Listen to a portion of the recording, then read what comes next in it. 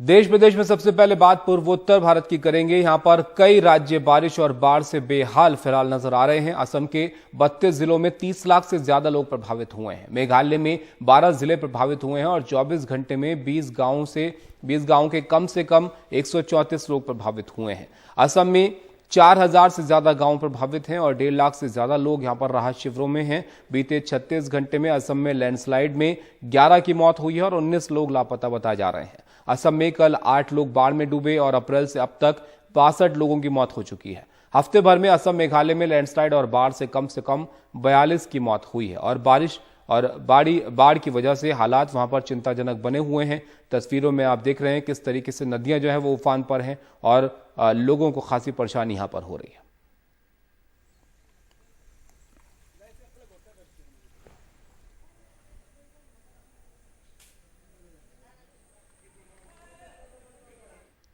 उधर दिल्ली सरकार के मंत्री सत्येंद्र जैन की मुश्किल खत्म होने का नाम नहीं ले रही है। शनिवार को राउज एवेन्यू कोर्ट ने उनकी जमानत अर्जी खारिज कर दी। प्रवर्तन निदेशालय ने उन्हें मनी लॉन्ड्रिंग के आरोप में गिरफ्तार किया था। मनी लॉन्ड्रिंग के एक मामले में गिरफ्तार दिल्ली सरकार के मंत्री सत्येंद्र जैन को दिल्ली की राउज एवेन्यू कोर्ट से बड़ा झटका लगा है। अदालत ने उनकी जमानत याचिका खारिज कर दी। कोर्ट ने कहा कि सत्येंद्र जैन प्रभावशाली व्यक्ति हैं और सबूतों के साथ छेड़छाड़ की संभावना से इनकार नहीं किया जा सकता है। कोर्ट ने अपने आदेश में ये भी कहा कि जैन ने अपनी बीमारी से संबंधित ऐसा कोई रिकॉर्ड दाखिल नहीं कर पाए जिससे उनकी बीमारी के दावे को कोर्ट संतोषजनक माने, इसलिए जमानत का आधार नहीं बनता। सत्येंद्र जैन को ईडी ने 30 मई को गिरफ्तार किया था। 2017 में सीबीआई ने सत्येंद्र जैन और उनके परिवार के खिलाफ आय से अधिक संपत्ति का केस दर्ज किया था। इसी केस को आधार बनाकर ईडी ने उनके खिलाफ मनी लॉन्ड्रिंग का केस दर्ज किया। ईडी ने मार्च 2022 में सत्येंद्र जैन और उनके परिवार की कंपनियों की 4.81 करोड़ की संपत्ति को जब्त कर लिया। आरोप है कि कोलकाता की कुछ शेल कंपनियों से हवाला के जरिए उन्हें पैसा पहुंचाया गया, जिससे दिल्ली और एनसीआर में जमीन खरीदी गई। हाल ही में ईडी ने सत्येंद्र जैन के सहयोगियों के यहां से 2.83 करोड़ रुपए और 133 सोने के सिक्के बरामद हुए थे। हालांकि आम आदमी पार्टी सभी आरोपों को खारिज करती आई है। सत्येंद्र जैन को राउज एवेन्यू कोर्ट से तो राहत नहीं मिली। अब देखना होगा कि वो हाई कोर्ट जाते हैं तो वहां क्या पक्ष रखते हैं और क्या हाई कोर्ट से उनको राहत मिल पाती है या नहीं। नई दिल्ली से मुकेश सिंह, एनडीटीवी इंडिया। कर्नाटक में एंटी करप्शन ब्यूरो ने शुक्रवार को सरकारी अधिकारियों और कर्मचारियों के घर छापेमारी की और करोड़ों की संपत्ति और लाखों रुपए कैश मिले हैं। चौंकाने वाली बात यहां पर यह रही कि एक मालिक के घर से जो दस्तावेज मिले उनमें 4 घर बेंगलुरु में और 3 कार के साथ 2 दोपहिया वाहन शामिल हैं। एंटी करप्शन ब्यूरो ने कर्नाटक में 80 जगहों पर एक साथ छापे मारकर 21 सरकारी अधिकारियों और कर्मचारियों के खिलाफ भ्रष्टाचार रोकथाम कानून के तहत मामले दर्ज किए। एसीबी ने जब ग्रुप डी के तहत आने वाले एक माली के घर पर छापा मारा तो बेंगलुरु शहर के अलग अलग लेआउट्स में 4 घर के साथ बेंगलुरु में ही एक प्लॉट, आधा किलो सोने का आभूषण, 700 ग्राम चांदी के आभूषण, 1 एकड़ 9 गुंठा कृषि की जमीन रामनगर में और 3 लग्जरी कार, 2 दोपहिए वाहन के साथ कैश और कैश डिपॉजिट मिले। एसीबी की तकरीबन 550 लोगों के छापामार दस्ते ने करोड़ों रुपए की संपत्ति और कैश सरकारी कर्मचारियों के यहां से बरामद किए।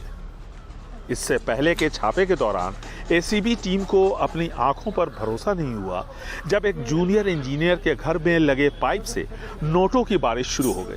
500 रुपए के 13 लाख नोट यहां से बरामद हुए थे। एसीबी ने इससे पहले भी कई बार छापे मारे, लेकिन किसी अधिकारी या कर्मचारी के खिलाफ ठोस कार्रवाई होती दिखी नहीं।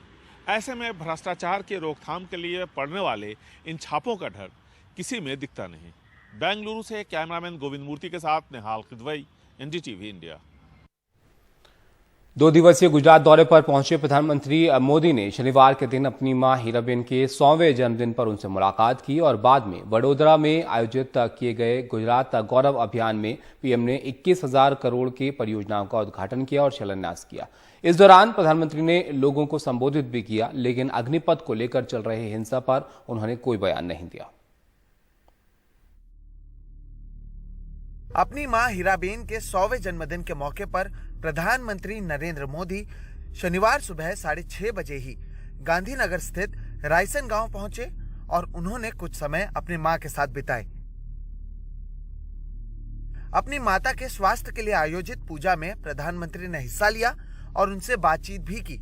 इसके बाद प्रधानमंत्री ने ट्वीट कर मां के साथ अपनी तस्वीर साझा की और लिखा, मां ये सिर्फ एक शब्द नहीं, जीवन की वो भावना है जिसमें स्नेह, धैर्य, विश्वास कितना कुछ समाया है। मेरी मां हीराबा आज 18 जून को अपने 100वें वर्ष में प्रवेश कर रही हैं। उनका जन्म शताब्दी वर्ष प्रारंभ हो रहा है। मैं अपनी खुशी और सौभाग्य साझा कर रहा हूं। 2 दिवसीय गुजरात दौरे पर पहुंचे प्रधानमंत्री मोदी अपनी मां से मुलाकात करने के बाद अलग अलग परियोजनाओं का उद्घाटन और शिलान्यास करने पहुंचे। प्रधानमंत्री ने पंचमहल जिले में स्थित पावागढ़ हिल में पुनर्विकसित कालिका मंदिर का उद्घाटन किया और बाद में वडोदरा पहुंचकर गुजरात गौरव अभियान में भाग लिया। यहां पर पीएम ने लगभग 21,000 करोड़ रुपयों के परियोजनाओं का उद्घाटन और शिलान्यास किया। इसमें रेलवे की 16,000 करोड़ रुपयों की परियोजनाएं हैं, गुजरात केंद्रीय विश्वविद्यालय का शिलान्यास और मुख्यमंत्री मातृशक्ति जैसी योजनाओं की शुरुआत शामिल है। 2 दशक पहले जब गुजरात ने मुझे सेवा का अवसर दिया तो कुपोषण यहां एक बहुत बड़ी चुनौती थी। तब से हमने एक के बाद एक इस दिशा में काम करना शुरू किया, जिसके सार्थक परिणाम आज हमें देखने को मिल रहे हैं। जेठाभाई भरवाड़, श्री ब्रिजेश कुमार। प्रधानमंत्री मोदी की यह सभा ठीक उस समय हो रही थी जब उत्तर भारत के कई हिस्सों में अग्निपथ योजना को लेकर हिंसा और विरोध प्रदर्शन जारी है। ऐसे में उम्मीद की जा रही थी कि प्रधानमंत्री हिंसा पर भी कुछ कहेंगे, लेकिन ऐसा हुआ नहीं। गुजरात कांग्रेस अब इस बात को लेकर पीएम को घेरने की कोशिश करती दिख रही है। मैं मानता हूं कि प्रधानमंत्री और भाजपा, खास करके नागपुर आरएसएस की हमेशा नीति रही है कि देश में एक कोने जलता रहे और दूसरे कोनों में वो बड़ी बड़ी बात करे। सबका साथ, सबका विकास, सबका प्रयास और सबका विश्वास की बात करें। कौन सा विश्वास आप दें? क्या नॉर्थ का नौजवान वो विश्वास नहीं लेना चाहते? गुजरात में इस साल के अंत में चुनाव होने वाले हैं और उससे पहले अब बीजेपी चुनावी मोड में नजर आ रही है। लगभग हर महीने प्रधानमंत्री मोदी गुजरात दौरे पर आ रहे हैं और जून महीने में यह इनकी दूसरी यात्रा थी। 2017 गुजरात विधानसभा चुनाव के समय कांग्रेस और बीजेपी के बीच काफी करीबी मामला देखने मिला था। उस समय बीजेपी सत्ता में वापस लौटने में जरूर कामयाब हो गई थी, लेकिन पिछले 5 साल में उसे अपना मुख्यमंत्री बदलना पड़ा। इस बार तो चुनावी मैदान में कांग्रेस के अलावा आम आदमी पार्टी भी शामिल है और शायद इसलिए चुनाव से महीनों पहले खुद प्रधानमंत्री मोदी गुजरात का दौरा कर 2 दशक से पुरानी अपनी सत्ता को स्थापित रखने की कोशिश करते दिख रहे हैं। अहमदाबाद से कैमरा पर्सन राजेंद्र दयालकर के साथ सोहित मिश्रा, एनडीटीवी इंडिया। शनिवार सुबह काबुल में एक गुरुद्वारे पर आतंकियों ने हमला कर दिया और हमले में सिख समुदाय के एक बुजुर्ग और एक तालिबानी सुरक्षा गार्ड की मौत हो गई। भारत ने इस वारदात पर गहरी चिंता जाहिर की है। काबुल समय के मुताबिक सुबह करीब 7:30 बजे आतंकियों ने करते परवान इलाके के गुरुद्वारे पर हमला कर दिया। 2 तरफ से किए गए इस हमले के बाद हथियारबंद आतंकी गुरुद्वारे में भी दाखिल हो गए। जो वहां के चौकीदार थे, गार्ड थे जो गुरुद्वारा साहिब के, वो मुसलमान थे। वो उसकी फौत हो गई, उसकी गोली लगने से मौत हो गई है। वहां पर गुरुद्वारे का लगभग जो मेन एरिया है वो ध्वस्त हो गया है आग के कारण। और कितने दहशतगर्द हैं और किस मंशा से आए हैं ये उनको पता नहीं, लेकिन ये कोई ना कोई तालिबान सपोर्टेड ही ऐसा माना जा रहा है। इस हमले में 62 साल के बुजुर्ग सविंदर सिंह की मौत हो गई। एक तालिबानी सुरक्षा गार्ड भी मारा गया। हमले के वक्त गुरुद्वारे में 20 से 25 लोग मौजूद थे। इस घटना पर भारत के विदेश मंत्रालय के प्रवक्ता अरिंदम बागची ने बयान जारी किया। कि गुरुद्वारे पर इस कायरतापूर्ण हमले की कठोरतम शब्दों में निंदा होनी चाहिए। हम हालात पर नजर बनाए हुए हैं। हमारी पहली और सबसे बड़ी चिंता समुदाय की सुरक्षा है। काबुल पर तालिबान के कब्जे के बाद से सैकड़ों की तादाद में अफगानी सिखों ने भारत आकर शरण ली है। इस हमले के बाद अल्पसंख्यकों की सुरक्षा सुनिश्चित करने की मांग फिर उठने लगी है कि ਜਿਹੜੀਆਂ ਘੱਟ ਗਿਣਤੀਆਂ ਦੇ ਵਿੱਚ ਅਚੇਚੇ ਤੌਰ ਤੇ ਸਿੱਖ ਪਾਕਿਸਤਾਨ ਜਾਂ ਅਫਗਾਨਿਸਤਾਨ ਦੇ ਵਿੱਚ ਰਹਿ ਗਏ ਆ, ਉਹਨਾਂ ਦੀ ਜਾਂ ਦਾ ਸੁਰੱਖਿਆ ਯਕੀਨੀ ਬਣਾਈ ਜਾਵੇ ਜਾਂ ਉਹਨਾਂ ਨੂੰ ਇੱਥੇ ਸੱਦ ਕੇ ਫਿਰ ਆਪੇ ਸਿੱਖ ਪੰਥ ਉਹਨਾਂ ਦੀ ਦੇਖਭਾਲ ਕਰ ਲਊਗਾ। ਉਹਨਾਂ ਲਈ ਆਉਣ ਦਾ ਇੱਥੇ ਜਿਹੜਾ ਰਾਹ ਪੱਧਰਾ ਕੀਤਾ ਜਾਵੇ। अफगानिस्तान में बचे हुए सिखों को भारत लाने की मांग भी की जा रही है। नई दिल्ली में उमाशंकर सिंह के साथ कादम्बिनी शर्मा, NDTV इंडिया। प्रधानमंत्री नरेंद्र मोदी आज दिल्ली के प्रगति मैदान में इंटीग्रेटेड ट्रांजिट प्रोजेक्ट को राष्ट्र के नाम समर्पित करेंगे। सुबह 10:30 बजे से ये कार्यक्रम प्रगति मैदान में आयोजित है और 900 करोड़ से ज्यादा की राशि में ये परियोजना जो है नोएडा, गाजियाबाद और पूर्वी दिल्ली से आने जाने वाले वाहन चालकों को बहुत ज्यादा राहत देगी और बिना किसी रेड लाइट के यहां पर आवाजाही हो सकेगी। इसमें 5 अंडरपास बनाए गए हैं। जो लोग नोएडा, गाजियाबाद, पूर्वी दिल्ली की तरफ से central Delhi, south Delhi, Delhi airport या गुरुग्राम की तरफ अप डाउन करते थे, आते जाते थे, वो सुबह शाम एक भारी जाम में फंसते थे क्योंकि उनके लिए 2 ही विकल्प थे सेंट्रल दिल्ली के ज़रिए साउथ दिल्ली और आगे जाने के। पहला ITO और दूसरा भैरव मार्ग। लेकिन अब इन लोगों के लिए एक तीसरा विकल्प बनकर तैयार हो गया है। 6 लेन की प्रगति मैदान की ये सुरंग, ये टनल या सुरंग पुराना किला रोड से लेकर रिंग रोड तक बनाई गई है। 6 लेन की ये टनल है और इसमें 5 अंडरपास बनाए गए हैं ताकि अलग अलग सड़कों से, अलग अलग जगहों से इस टनल का इस्तेमाल किया जा सके। अब समझिए कि कौन कौन लोग किस किस तरह से इस सुरंग का प्रयोग कर सकते हैं, या यूं समझिए कि कैसे इस सुरंग का इस्तेमाल कहां कहां से किया जा सकता है। तो मैं रिंग रोड पर हूं।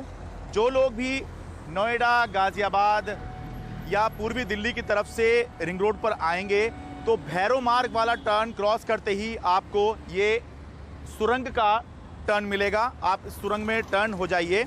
इसके बाद ये करीब 1200 मीटर 1300 मीटर लंबी सुरंग है। उसके बाद आप चाहें तो मथुरा रोड पर एग्जिट ले सकते हैं और चाहें तो पुराना किला रोड पर भी आप एग्जिट ले सकते हैं और उसके बाद आगे अपनी मंजिल तक जा सकते हैं।